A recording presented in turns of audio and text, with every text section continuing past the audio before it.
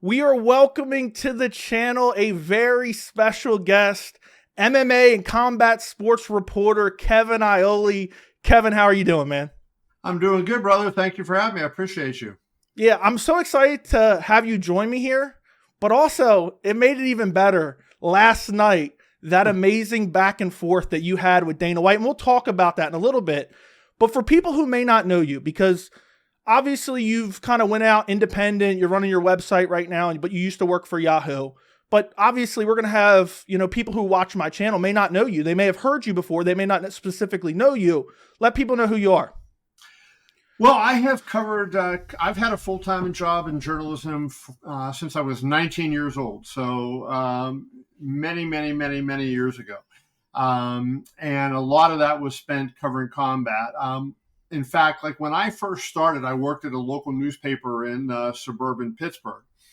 And there were local fights at a Howard Johnson's, and every other Friday night they used to have boxing, and I loved covering the fight. So I used to just go over on Friday nights if it wasn't high school football season, and I would cover the fight. And then when actually there was a heavyweight title fight went to Pittsburgh, I got picked to go cover the fight with a couple other guys on the staff. So that's how I've been doing combat. I ended up at the Las Vegas Review Journal, and I was there for 17 years. Then I went to Yahoo Sports, and I was there for just under 17 years, just a couple of months shy of 17. And I've been out here doing my own thing. 7 months? So it's been a lot of fun. I enjoy it. A lot of challenges, but I love it. So your main thing now is you're trying to grow your website, but you're also trying to grow your YouTube channel, doing interviews, just basically solely independent. Yeah, I want to have, basically what I want to do is I just want to cover the sport as best I can as one individual person. Eventually, like, hey, if I could be able to hire people and have a staff, that would be awesome, right? But I think that's going to, take a while. And for me to be where I am right now, I think I'm ahead of the game, right? I mean, what everybody told me, they said, oh, it's going to be a long slog. And it is. I mean, I'm not going to lie to you. I mean, um, like I have my advertisers, my traffic is definitely doing this, but I realize, hey, at any point my advertisers could leave me and I could, be in big trouble, right? I want to get it to a point where I grow it enough that I don't have to worry about, hey, if so-and-so advertiser leaves me, I'm done, right? And when I got laid off at Yahoo, Joey, I thought, do I want to work for somebody else or do I want to do it myself? And I thought, you know what? I want to do it myself because then that way, if I mess it up, it's on me, right? I can't blame some editor and the editor wanted me to do a stupid story and, all these things. It's going to be on me. And I kind of felt like I'm going to try to put together the best website I can. I was planning to have apps, and right now I don't have an app. But I think I am going to release an app, either later this year or early next year for iOS and Android to have that. But I think my site itself scales pretty well. And so I'm happy with the way it looks and feels. But so now it's just, kind of working on the content and finding out what works and what doesn't work. Like as an example, PowerSlap is an interesting thing. I started covering PowerSlap, writing about it, and I realized people aren't reading PowerSlap stories, but they love the video. I have a video on my phone here that I took on my Instagram account, which had like 4,000 followers at the time, that got 1.7 million views. And so, all these self-righteous people want to rip me. Oh, what are you covering? You're trying to kiss Dana's ass. No, I am trying to build a business and make money and survive by myself, right? And I'm trying to find every way that I can do that. And so, that it's been a challenge. I started covering BKFC, right when I started because, their PR person was telling me how fast it was growing and how good things were. And I just didn't see the impact there, right? I just didn't see it, happening. Whereas, my PowerSlap numbers were better and my videos that I did, not all of them got one, I think one of them has 1.8 million, but, I did a couple of videos that did fairly significant traffic and I had created a TikTok account. And I have some videos on there that, did really, really well. So that, that was kind of my journey. I'm just trying to see what happens, what works. And, I'm trying to act ethically in what I do. And instead of, journalism has been good to me, and I want to set a good example for who comes behind me. Right. And so hopefully they say, hey, he did it right. And I want to try to follow that example. Yeah. I love the work that you've been doing recently at, a lot of the post-fight pressers and some of the coverage that you've been having. I've been seeing a stark contrast between you and a lot of the MMA media. We'll talk about that in a little bit, but while we're on the topic of PowerSlap, I'm curious from your point of view. Dana talks about it a lot as it's getting all these great views, and you just talked about it's getting great views. And I always hear like it's mainly those short form, Yes. kind of slaps, those viral slaps. Do you think personally, as a business of PowerSlap, do you think a lot of that short form content eventually leads to like a massive monetary success? I'm curious, what do you think about that? Well, they are, I mean, just by what I see with my eyes being at the events, right? I mean, they're getting A-list celebrities coming to these shows. They're packed, right? They're doing enormous traffic online, right? I mean, it's just really, really big. They did one show at the Fontainebleau. The Fontainebleau's desperate to have them back again here in Las Vegas, right? They're bringing it to Abu Dhabi. I know Saudi Arabia wants to do the PowerSlap. So, I don't have an insight on how well their advertising is selling, but just anecdotally, as you look at it, it looks to me like it's doing really well. And I'll tell a little story. I think it was PowerSlap 5. John Morgan, the MMA journalist, his son Eli was at the show, and Eli is like 11 or 12 years old. And I heard he was a huge PowerSlap fan. So I was talking to him at before the fight, and he trains Brazilian Jiu-Jitsu. And I said to him, Eli, what do you like better, MMA or PowerSlap? And he goes, oh, PowerSlap for sure. And I was like shocked. I thought, his dad is so associated with MMA, and I thought for sure he was going to say, oh, I love MMA. And instead he said, it takes too long for an MMA fight, right? And so that entire PowerSlap, even if you put the whole fight up, it's just a couple of minutes, right? Very quick. And usually if you just have the slaps and you cut out the extraneous stuff, it's like you said, 30, 40 seconds. And I mean, it is, so that's why I think they have a chance, right? I mean, it's not my thing from the standpoint of if I wasn't working, would I go on a Friday night and spend my off night Friday night at the slap fights? No. But like I have gone to the shows, and I will admit, like especially the one show when Tom Brady and Travis Scott and Charles Barkley, it was actually a fun show to be at. Some of the, the slappers or the strikers, I think is how they refer to them, not fighters. They were yelling at the crowd, and people who had bet on one guy were yelling at the other, and the strikers are turning around, and it was actually a funny event, to be involved with and to see. So, my guess is that, they're going to have some kind of successful business, but, who knows for sure. Last thing on that. Bigger than the UFC? I seen Dana kind of hinting it.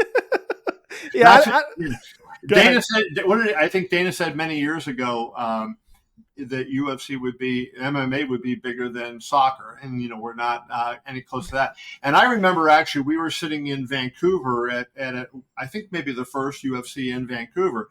And I was sitting to Dana's right. And that was back in the days when he did scrums after media events. I happened to be sitting next to him, and there was a crowd, mostly Canadian reporters around him. And somebody said to him, Dana, do you think someday that MMA will be as big as hockey? And Dana just about had it. He goes, what? Almost as big as hockey. And he said, it's already bigger now. And then he goes, ask him. And everybody looked at me. So I knew a lot of those people because I used to cover some hockey back in the day. And I'm walking out of the room, and I have all these cameras and radio in my face, asking me, hey, is this sport of MMA going to be as big as hockey someday? So it was kind of funny. Yeah, I remember back in the day, I've been watching since 2010. And I remember back then, it was like there was a show maybe once a month, but you kind of had to be a little bit edgy if you were following MMA. And it's crazy because you've basically been following it since its inception, right? Yeah, so I watched it as a fan. I watched UFC 1 through 5 or 6. And then where I quit watching it was Keith Hackney, Emmanuel Yarbrough fight. So I think that was UFC 6 or 7. And that was, for people who don't know, Emmanuel Yarbrough was 600 pounds. Keith Hackney was 190 pounds. And so when I saw that, I go, what the hell is this shit? And I thought it was like pro wrestling. So I forgot about it. And then it was in like late 99, early 2000.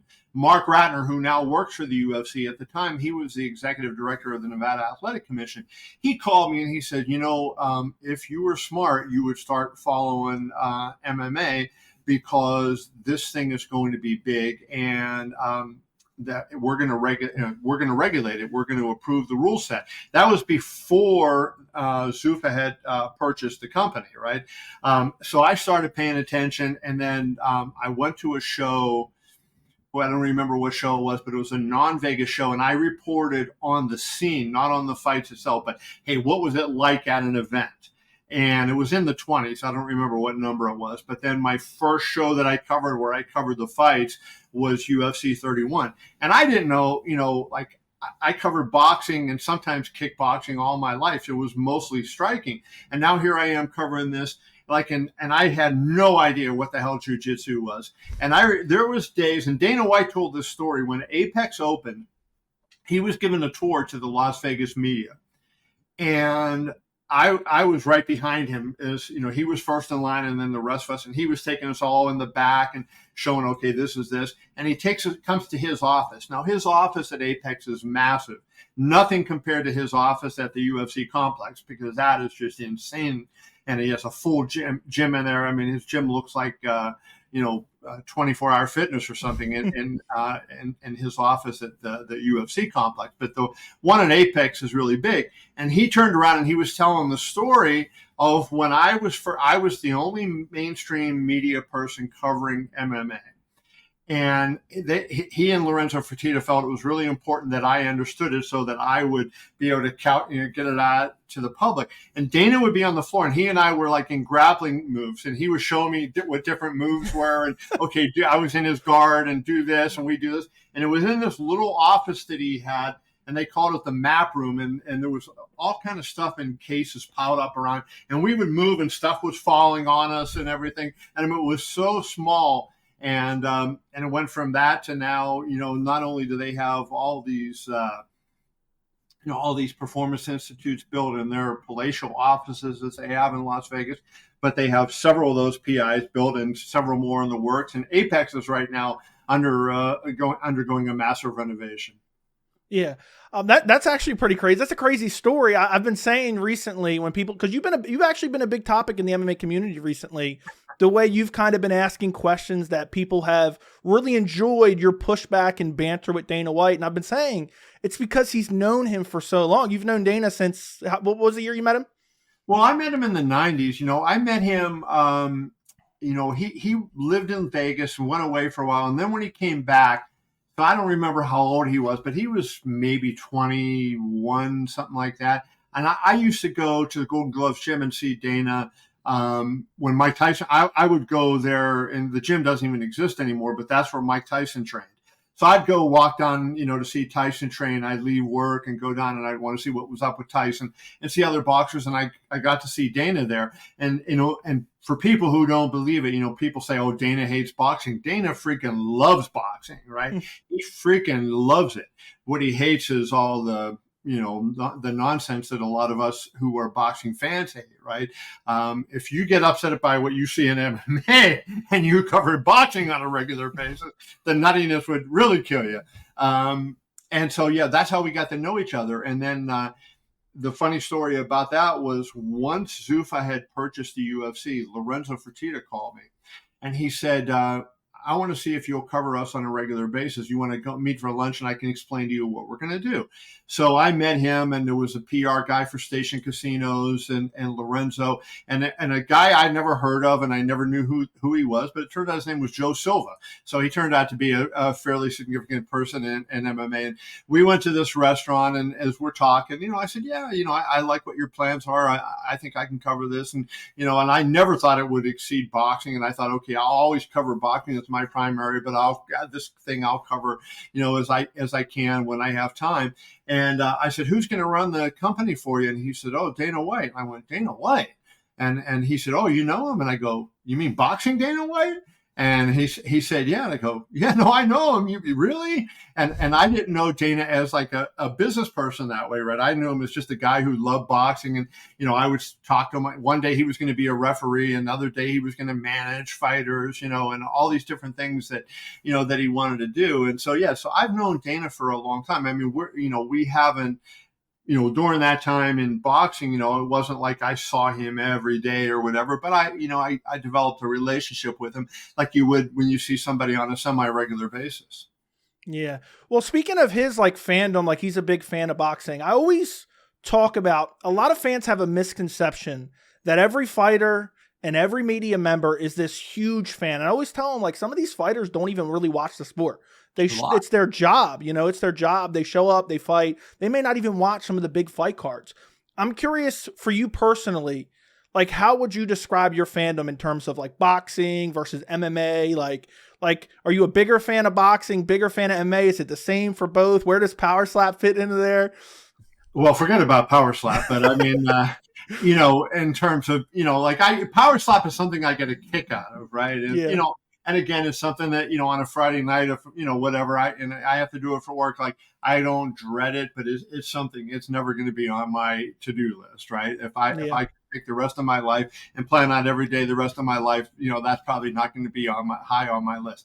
When I started, there was no question, I've been a boxing fan all my life, and so I was way more of a boxing fan, but as I've learned MMA and everything, I would say it's even. And right now, what am I more interested in? It'll depend on a given fight, right? Like, at the September 14th, the Sphere card, UFC Noche, and then you have Canelo. That is a huge night for me. Normally, I would be at both of those events. A Canelo event is always big, in Las Vegas. And, I covered most of his fights, since before he became big.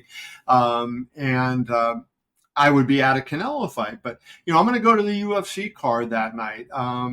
For a number of reasons. Number one, and you may have seen the story I wrote, but when he fought Edgar Berlanga, like my headline was boo with about 7 O's, right? Because, I really thought, boy, is this a terrible opponent to take?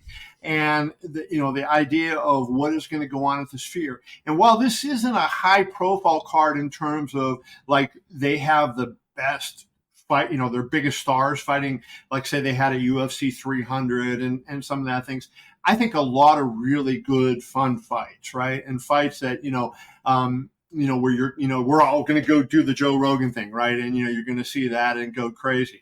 And so, that, is kind of where I am at, where I say, okay, I want to see this show. 10 years ago, could I have fathomed myself doing that? 15 years ago, for sure, no. But now, I'm willingly making the decision. I don't have to answer to anybody. I answer to myself, and I could do whatever I wanted. And it wasn't even a question. The day that I saw Canelo announced he was fighting Edgar Berlanga, I'm going to UFC. If he fought David Benavidez, I probably would be at the Canelo fight, right? But, so he decided to fight Berlanga. Goodbye, Canelo. Speaking of UFC Noche, I'm a person who I always speak, if I don't like this card on paper or I don't like it after the fact, I'm always just honest about it. I'm very critical sometimes. I get a little bit of backlash for it. But then I'll also be kind of like, look, I think the MMA community is being a little over dramatic here. Have you seen some of the backlash over the UFC Noche card? Like, I see a lot of the MMA community complaining about it, and I'm looking at the card, and unless you have unrealistic expectations, yeah, I think it's an incredible card. Yeah, I mean, so there's not enough stars in the sport to satisfy some people, right? So like there's fights where you go, and I'm not referring in this case specifically to Noche, but I know this is going to be a good fight. And people are complaining about the fight, right? Because they want name value and name recognition, and they want people who are big on social media, and and the UFC has a lot of those people, right? They and that's a credit to them. They're developing those kind of fighters, and they're building them into stars, and that's something that could be being done in boxing, but isn't being done to a large degree. So, I think I take it with a grain of salt, right? Like, I don't get offended when somebody says it. And, and there's cards. Hey, look, there's cards where I say, I don't know if this is going to sell because a lot of these people don't have names. But boy, it's going to be a great card. And then it turns out to be a crappy card. And then there's ones where, like, what fight night was it not long ago where every fight was a finish, right? And you go, I don't know who half these guys are in this fight night card. And you have just, this amazing thing. The one thing that I have learned over the years is that I trust Sean Shelby. I used to trust Joe Silva, and I trust Mick Maynard. And if they say this is going to be a good card, they've earned the benefit of the doubt from me, right? And they're not always right. And I'll say, I'm like you, I'll say my opinion, but I also kind of temper my opinion because I say nobody knows the sport better than those two people. And while I understand that they have to sell and that they're trying to pitch a product, I also know that they are fans. Mick and Sean are fans. And if they're high on a particular show or on a particular fight, I think there's good reason usually that they are. Yeah, I feel like most of the pay-per-views are decent nowadays. I feel like some of them have kind of been strong. It seems like, at least from a fan's perspective, it kind of seems like it's been kind of strung together on short notice, almost like we're waiting and waiting and waiting. We don't obviously know everything that's going on behind the scenes.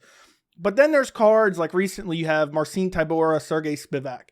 And I'm not massive on like name value. Obviously name value is always a, part of it, but I'm kind of importance of fight is what's most important to me. If I see a prospect, I think he's really good. And then you have that card and I'm like, there's no way they can be looking at that and be like, this is our best work. But then also sometimes I'll say, and even me being critical, I'll say, when you look at like UFC 299, UFC 300, I made a video back then, I think it was called UFC 300 is horrible, but not for the reason that you think. And what I talked about in that video was, I know after 298, 299, and 300, there's going to be kind of a fall off because they've put so many great fights on those cards that there's no way they can kind of keep up with it. And it's going to end up falling back on the Apex. And I feel like the Apex, I know they're doing renovations. I don't know if they're adding more seating capacity. I don't know if you can speak to that at all. He hasn't. I don't know. He hasn't said yet, right? But like right in front of the building, if you took a wide shot of the building, the entrance is here, and then just past where the cameras usually focus and going down all the way down, they've taken out about a third of the parking lot, the entire length of the building, right, on the front side. So that's facing south. And that, like, who knows what they're going to do there. But so, right now there's cars parking in the vacant lot, and next day, like last night, when I left, and the Contender Series gets the lowest attendance of any of the shows at Apex, and you walk out and there was cars parked in that lot because, so they're doing something. He laughed and he says, I'm going to fill you guys in. This was last week. And I say Dana when I say he. I'll tell you what's going on, but right now we're not ready to release it. But they're going to do some sort of major renovation. I don't really know exactly what they have in mind. Yeah, I would assume they're going to add more seating. But I think one of the main complaints about the Apex, and this is what I felt for a while, I don't really necessarily care about the venue all that much. I do like the fan interaction. I do like the crowd noise. But one thing I hate about the Apex is I feel like because there's so few seats, they don't have to sell as many tickets. They give some of them away. There's no overhead cost. And it kind of gives them a free pass to maybe put on a little bit of a lesser card because they don't, like if they go to, Texas or wherever some of the stadiums, not stadiums, but some of the arenas they go to, they have to sell tickets there. So they have to put at least something on that main card where the Apex, you know what I mean? Like it's kind of sometimes. Well, I think it's a math problem, Joey. I mean, I think when you look at it, you go, what do they have? 45 shows a year. And then, they sometimes have more, sometimes less, but I think it's fair. You multiply that by 12 and, that's 24 fighters, so how many fighters are they putting on the card? And just what you said when you reference UFC 299, UFC 300, there's going to be some cards that, slide off because, all your big name fighters fought and guys get hurt and guys can't, come back. And I think that's what happens with some of those Apex cards, right? Now, you referenced Spivak against Tybura. Was I like doing backflips over that card? No, I don't even think I wrote a preview that week, right? That's something I've only just really started saying. If I'm not really digging a story and there's nobody new that I think is a good story on the card, I did a couple YouTube interviews on that show, but I didn't do it. But having said that, like unlike in boxing, when you look at it, so I'm just going to pull the heavyweight rankings up right now, and you look at it, and what Spivak is 7 now, and Tybura is still 9. So it was a top, and I think Tybura was a little bit higher ranked than Spivak at the time. Still, you had 2 top 10, borderline top 5 guys going at it. In a rematch of a fight that they had that was kind of fun. Not that I was doing backflips on that, and my coverage prior to the fight said what I thought needed to be said about the overall card. But, I still think I think, critically at things. And I think of like what I have seen in boxing, and I have seen so many abominations in boxing that as much as I love that sport, and I criticize it because I freaking love it, and I want it to survive, and I don't want it to go away. And you can't have minus 1,500, minus 1,700, minus 950, and the closest fight on the card being minus 800. But that's what you get at a lot of these, boxing cards that, that are put on. So that's why I guess I give an easy path to a card headlined by Tybura and Spivak. Okay, that makes sense. Now, speaking of boxing, I'm going to ask you, as somebody who really knows very little about boxing, what do you make of Saudi Arabia's involvement with boxing? Do you think it's a good thing, bad thing? And keep in mind, I really don't know much about boxing in general. I've been like a sole MMA fan for the last 14 years or so. Yeah, so I think it's, there's a little bit of both. It falls in the middle ground.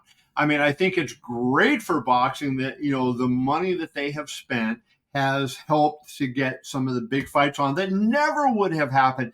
We're going to get Fury Usyk, a rematch for the heavyweight title in December. That fight would have never happened in the first place. And now we're going to get a rematch of it, later this year. That is something that, there's no way without Turki Al-Sheikh and the money that he is spending and his group is spending on boxing that would have ever happened. One of the concerns that I have, and I wrote this last year when I was still at Yahoo, and I've touched on it again, is that, if you put all the big fights in Saudi Arabia, and they're starting early in the morning, especially on the West Coast in the United States, but early in on a Saturday morning in the United States, you're going to kill the fan base, right? Because, on Saturday mornings, people here in the United States have been conditioned, hey, they're going to go out with their families and they're going to do family things and, whatnot. And the fights are on in the evening. Now, if you're going to go out there and you're going to start putting on shows where, like Bellator show that was Bellator versus the PFL champion show, that pay-per-view they did, which did horrendously bad on pay-per-view. I mean, horrendously badly. They don't even want to talk about how bad that show did. That started, I think, at 8:00 in Las Vegas, where I live. Like, how are you going to get people watching fights at 8:00 in the morning, right? Sick people like me and you might watch, but there's, you're not going to have, the average person who's with their family and they're out with their kids in the park and doing whatever they do. They're not watching, fights. And so boxing, the boxing promoters don't have a business plan. That all they do is they rely on trying to hit a home run on every show and hope they get lucky. And so, Turki Al-Sheikh has been spending a ton of money. So all of a sudden, all this ridiculous stuff is happening. They put him in the Nevada Boxing Hall of Fame. I'm in the Nevada Boxing Hall of Fame. And at least I deserve to be in the Nevada Boxing Hall of Fame if you're going to pick media members. I don't think media members should get picked for Hall of Fame. But if you're going to pick, I was in Nevada a long time. With Turkey, at that point, Turkey was never even in Nevada. And they put him in the Hall of Fame. And why do you think that was? All the money, right? Of course. They wanted him to sponsor the show. That's what they wanted. Yeah, that makes sense. It seems like that. I'm wondering how much they have influence over the UFC coming in the future. I know there's rumors of a potential Saudi Arabia pay-per-view, I think in like January or February. I don't know if that's official or not. I've seen some like hinting at that. But I wanted to ask you one thing about your recent Dana White interview. We're going to talk about your little interaction banter back and forth from last night, which was amazing, by the way. I'm still dying about that. I actually watched that live and was like, it just happened to happen while I was watching it live. And I wanted to ask you about something I saw in that interview. You were talking to Dana White about Belal Muhammad, who just won the welterweight championship. I'm talking about the one you had on your channel a couple weeks ago. And you said to him, you know, I've seen increased traffic and decent traffic behind Belal Muhammad. And then Dana went on the whole rant about, well, his belt rap did all these, you know, these great numbers. I think it was 25 million views on Instagram. Belal has been historically underappreciated, it seems, by the fan base, by the UFC. But now that he's finally done all this work, he's got his opportunity that everyone doubted him and counted him out for, and now he's won the title. I feel like the fan base can get behind him. I feel like he can grow, not as a Conor McGregor level star, but as somebody notable in the company that's actually doing decent for the UFC in terms of pay-per-view. Do you think Dana White in the UFC realizes that? Do you think that? Or do you think that's kind of a little bit of a stretch? No, I think that they feel like, you know, Conor McGregor is kind of, they caught lightning in a bottle, right? Everything fell right and they got lucky, and, you know, and Conor did the right things. They did the right things. And, you know, it just worked out perfectly for them.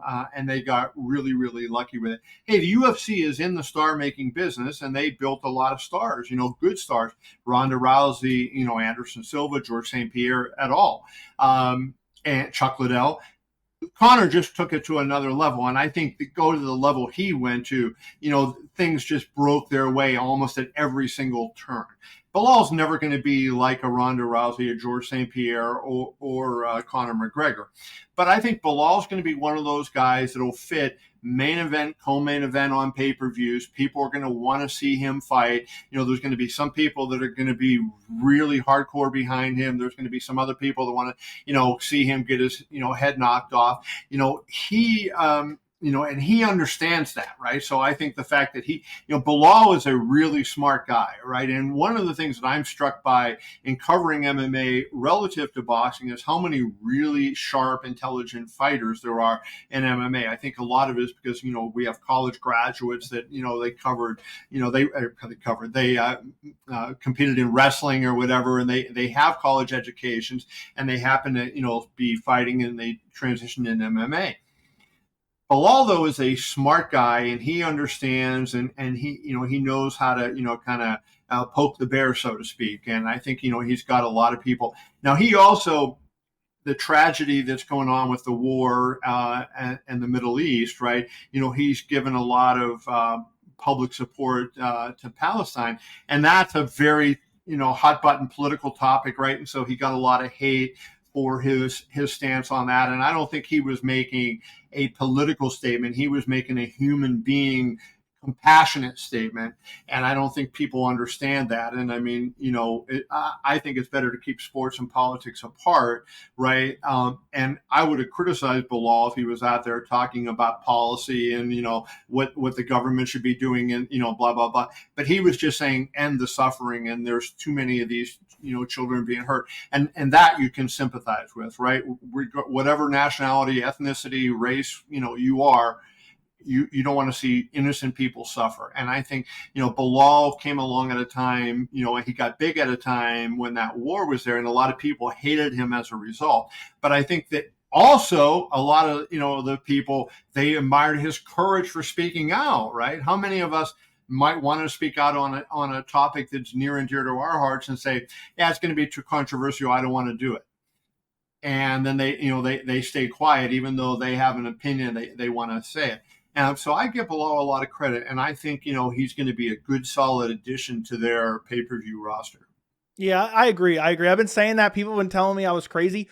Didn't you? And I think we talked about this previously. Didn't you actually think Belal was going to win that fight? I don't know if you necessarily picked. Yeah, I wrote a column. I picked him to win the fight, and you know, I think my headline said "Thank me when Bruce Buffer says and new." That's we have that in common, man. That was a great pick, Kevin.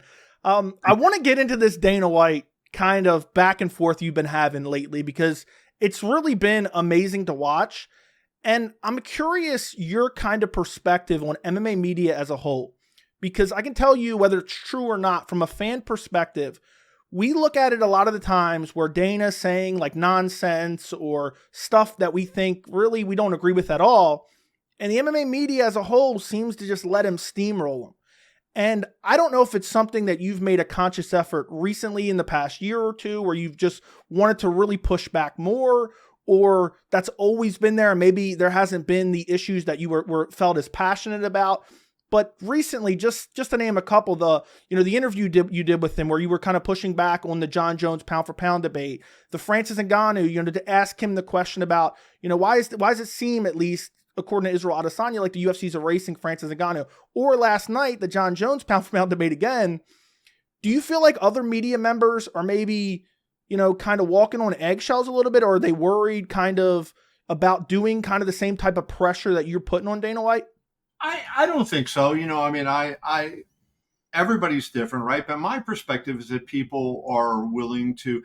Now, the Las Vegas media, the people who you see last night at, a lot of young people who are just starting out in the business, right? And I don't think you're going to see a 22-year-old kid just out of UNLV, pushing back to Dana White. I mean, it's hard. It's hard for somebody like that to do. They're not going to push back to anybody really, right? I see, no matter who they're talking to, they want to ask questions. And you have to understand sort of the perspective of the way things go. So like in my case, and as I talk to you right now, so I sacrificed a lot for my job. One of the things I sacrificed is my hearing. I covered a boxing match many years ago when they were trying to save boxing for the millionth time, and they did a show, Rock and Boxing, and at the Hard Rock in Las Vegas, and they had a mosh pit where you stood instead of had seats, and I stood next to a floor to ceiling speaker. 3.5 hours in the Hard Rock, in the joint in the Hard Rock, boom, boom, boom, boom, boom. So I'm hard of hearing right now. So at the big shows, right, it's harder for me sometimes because I'm not always hearing what's being said. And so, and especially I tend to sit on the aisle at the pay-per-view. So I'll be in the first row on the aisle in the pay-per-views, and it's in a really big wide room, and Dana's in the middle, right? And so trying to sit close enough to the speakers, and it's not always easy to hear. Then there's a lot more media there, and everybody wants the mic. And I hate it, but there's a lot of people, they don't have a question, but they want to say they were on camera and they talked to Dana White. So they asked a question that was already asked, right? And, and he's only got a very limited amount of time in there. And so, there's a lot of factors why things don't happen. But now, like last night, I'm sitting smack in front of him, and, there's not that many people in the room, and I can hear him without the speaker system on, right? And he can hear me and he can see me. A lot of times, when I'm off to the side at those pay-per-view events, what people don't realize is they'll say Dana, and then he's looking around and they say over here. Well, he doesn't know where it's coming from because it's coming on all the speakers, right? You got to say I'm over to your left, or and he's whatever. Like Lene. Yes, exactly.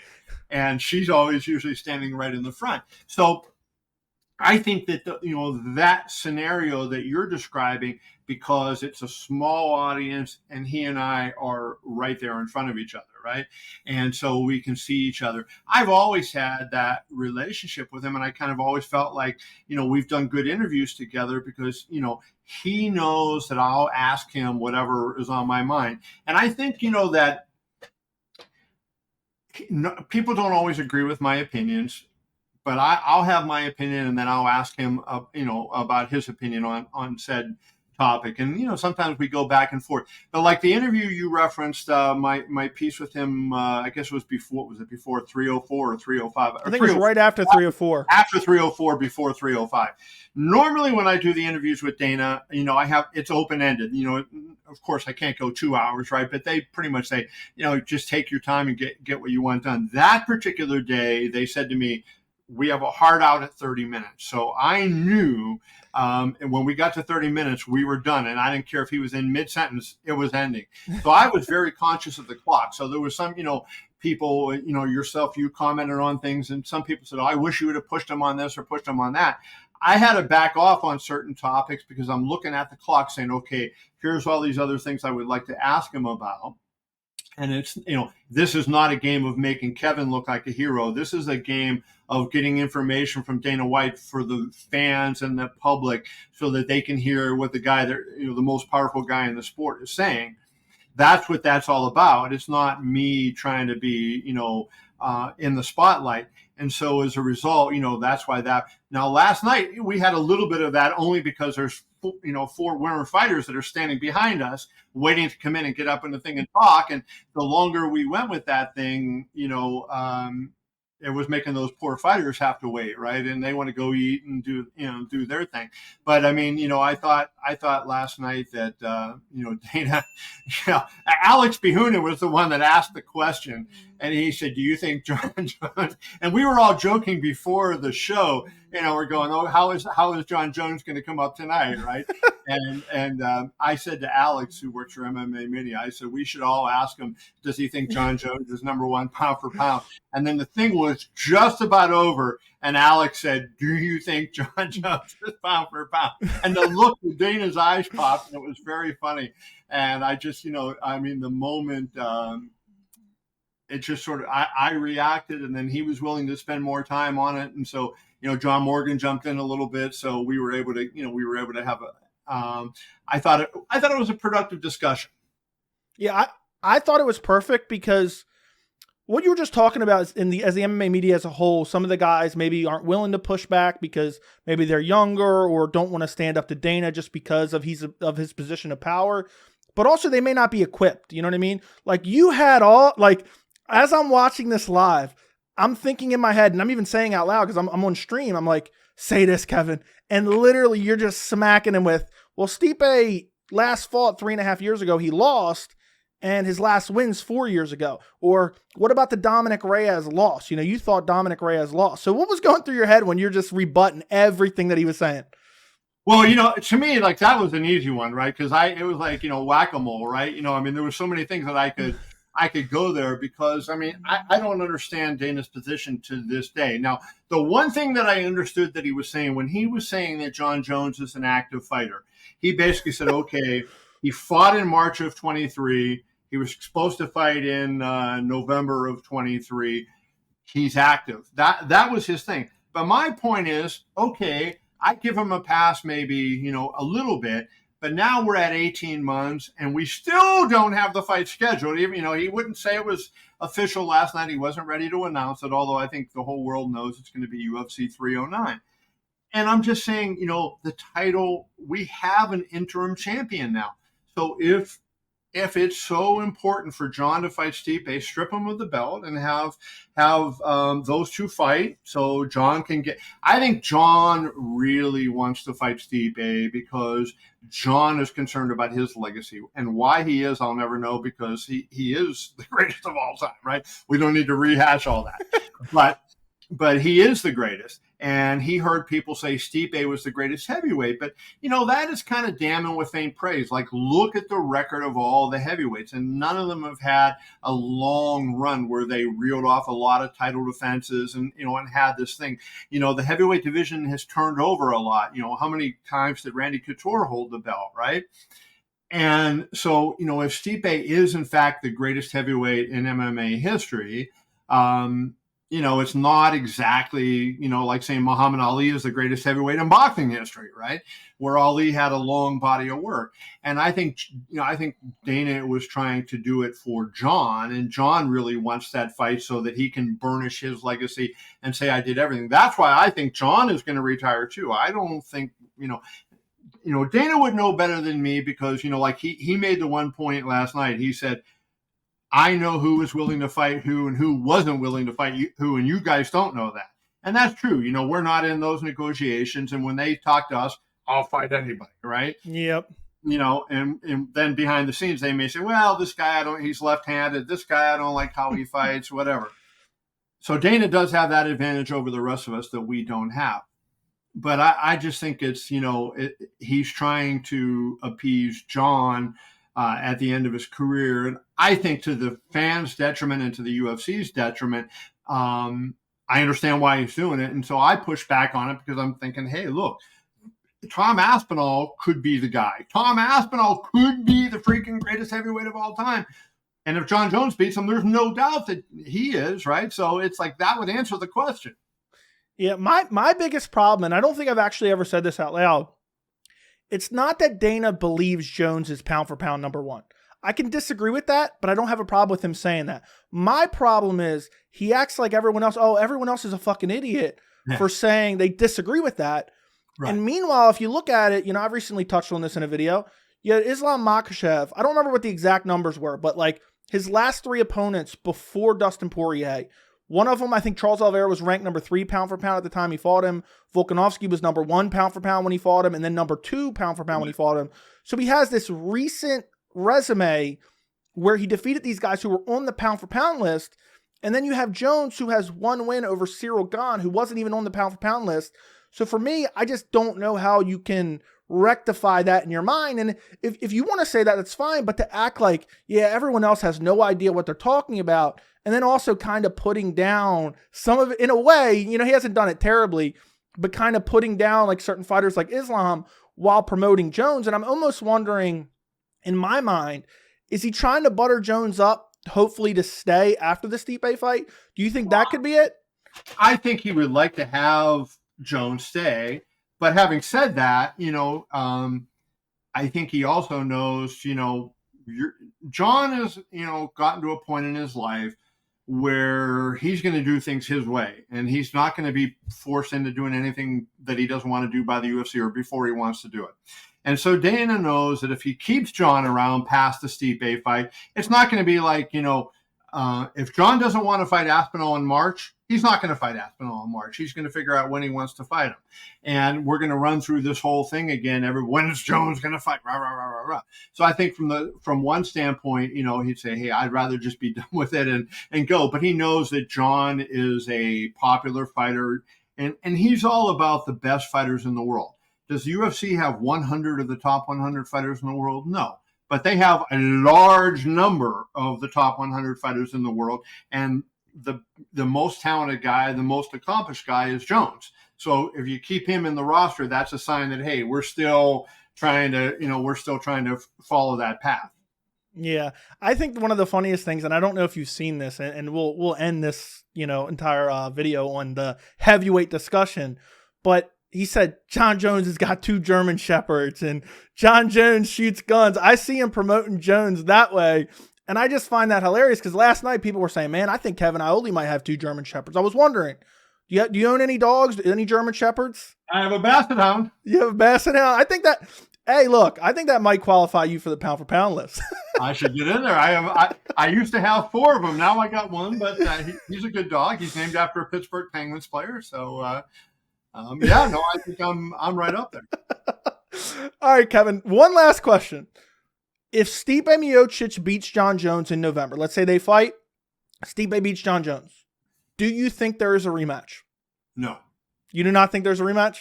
I think Stipe walks away. I think, Stipe is 42 years old, and like we've said ad nauseum now, he's fought 1 time in, 3.5 years, right? I just do not see Stipe coming back. I think Stipe will say, I proved my point. I'm the greatest heavyweight of all time. I'm among the greatest UFC fighters of all time. I'm among the greatest MMA fighters of all time. Goodbye. I'm going on with my life. I do not think he fights again. Jones, I think, is up in the air, right? If you force me to, bet right now, Joey, and said, does Jones come back or not? I would tend to think that he's going to retire. But, Jon has surprised me before. And, Dana has been, and I know it's in his best interest to say this, but he also knows Jones in a negotiating level that we don't know Jones, saying, I think he will fight Aspinall. So that, maybe there's something there. I happen to think Jones is going to retire too, and then we're going to start all over in 2025 with heavyweights. So I think we begin. I think regardless of what happens in November, we'll start 2025 with a different heavyweight champion than we end 2024 with. Yeah, I feel like if Stipe wins, I feel like Dana's going to say this is the only time Jones has ever lost in his career, justifiably lost. And I think he's going to try to find a way monetarily to get Stipe to give him the rematch. And then who knows where the heavyweight division ends up at that point. And Stipe is a great fighter, right? I mean, he really is, good wrestling. He's an athlete. athlete. He does a lot of things. I mean, so Stipe has the capabilities to beat Jon Jones. But now I'm going, he's 42 freaking years old. He hasn't fought in almost 4 years, 3.5 years. He hasn't won in almost, how many years? It's going to be well over 4 years that he's last had a win. At one point do we say, he's not the same guy that he was in his prime. Like, the one thing that I hate about this that's been coming out is that, like, I have sounded like I am dissing Stipe Miocic, because Stipe is a great man. He's a great guy. He's been good to me, and he doesn't deserve to be dissed, right? He's done nothing but fight good opponents and mostly win. And it sounds like, I'm dissing him. And that's the last thing. That's the last position I want to be in, is dissing Stipe Miocic. There's a lot of fighters I would rather diss than him. But the way the circumstances have laid themselves out, we can't write, we can only tell the stories. We can't make the stories. And so, we have to tell the story as it's presented to us. And right now, this is the story. We have 3 guys and only 2 can fight. That is true. Well, Kevin, I want to thank you so much for your time. Sure. Personally, on behalf of the MMA community, I want to thank you for the great questions that it seems like week after week you've been asking. You've been the voice of the MMA fans. And I'm going to link your YouTube channel as well as your website down in the description. But anything else you want to shout out before we go? Yeah, just if people want to follow me, I'm Kevin Iole on Instagram and Kevin I on X. So anybody want to follow me there, I'd love to have you follow. All right. Thank you, Kevin. Thank you for joining me. All right, Joey. Appreciate you, brother.